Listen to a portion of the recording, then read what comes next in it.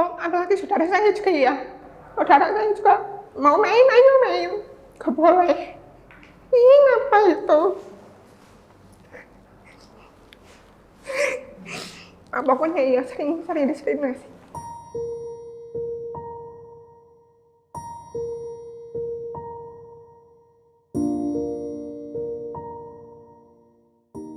Halo, nama saya Santi. Saya umur 30 tahun. Saya tuli dari umur 8 tahun. Oh, saya pakai alat bantu dengar. Ini.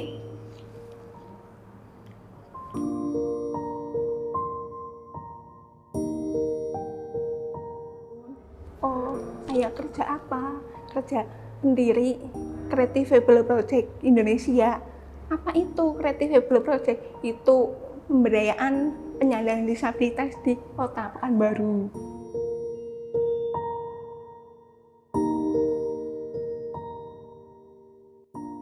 Oh, pertama kali saya tahun 2018 bulan November itu saya tuh gak dengar kalau ada komunitas tuli. Jadi saya ingin banget ada aksesibilitas untuk tuli. Nah, contohnya saya ke tempat umum itu nggak ada yang mendampingi. Contohnya suami saya itu kan pol bahasa isyarat, nggak ada akses khusus tuli. Kenapa? Oh, ternyata belum ada organisasi disabilitas termasuk tuli.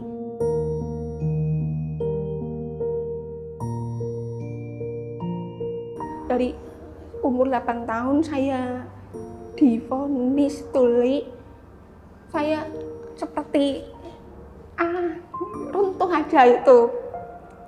Jadi dari SD sampai SMA saya gak punya teman, sebab itu Santi tuli itu. Ya udah, jadi saya akhirnya tertutup, gak mau ketemu sama orang-orang sebab saya tuli, jadi merasa orang-orang itu aib, dibully juga, diskriminasi.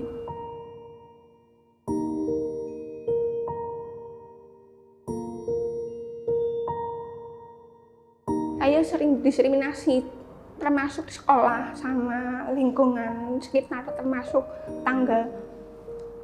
Seperti saya itu aib, kutukan. Kalau di desa itu pasti dulu selalu bilang tuli itu kutukan.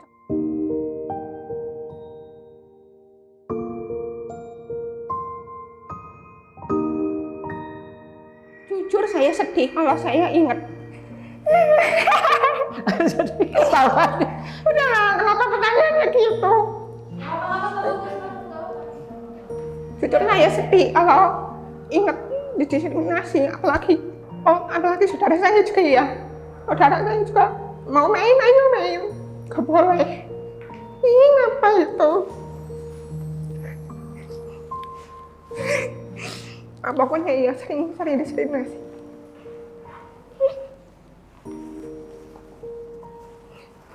Maaf kalau buat saya sedih. Tapi ada masanya kalau suatu saat nanti saya bisa berdiri lah di atas mereka itu. Jadi ya udah, saya itu bertahan sampai puluhan tahun untuk menerima diri saya kalau saya itu tuli.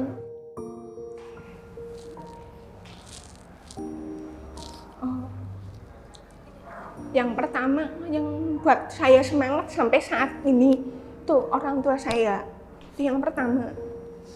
Kenapa? Karena orang tua saya itu mau menerima saya, gak mendiskriminasi, terus selalu dukung saya ayo sekolah itu. Supaya apa? Supaya nanti kedepannya saya bisa mandiri, bisa melakukan hal yang orang lain tuh bisa itu. Terus kenapa malah saya gak bisa, tapi nyatanya saya bisa. Terus yang kedua itu adalah suami saya. Kenapa? Karena ketika saya kehilangan motivasi, suami saya selalu mendukung, ayo terus semangat, sebab kedepannya kita nggak tahu apa yang akan terjadi. Gak mungkin orang lain itu membantu kita, maksudnya belum tentu mau membantu kita kalau bukan dari orang tua atau suami saya.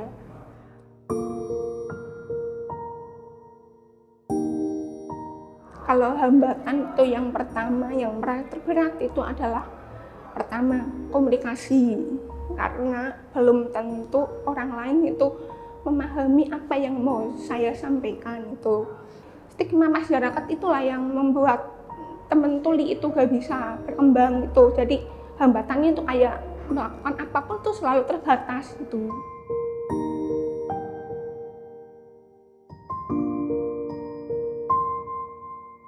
Walaupun masih banyak orang yang mendiskriminasi, termasuk penyandang disabilitas, tapi yakinlah di luar sana pasti ada yang mau berteman sama kita. Jadi kalau tips saya itu dari pengalaman saya, dari SD sampai SMA saya gak punya teman lah. Tapi ketika saya sudah menemukan jati diri saya, kalau saya keterbatasan mendengar alias tuli, saya tuh harus berani untuk keluar dari zona nyaman. Kita juga harus yakin bahwa ada orang baik yang mau menerima kita.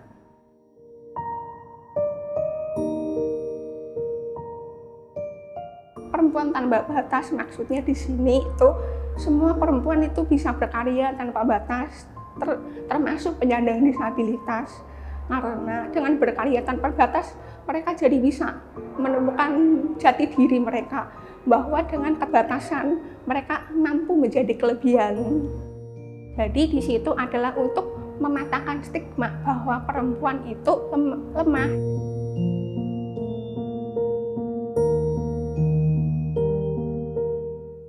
Kebetulan saya juga suka sama bunga ini, motif bunga ini.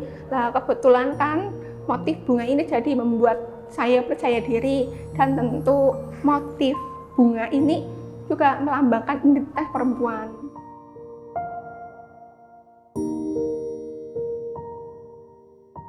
Ayo sahabat Hikayat Collection, kita bersama bangkit bersama Hikayat Collection. Bye-bye.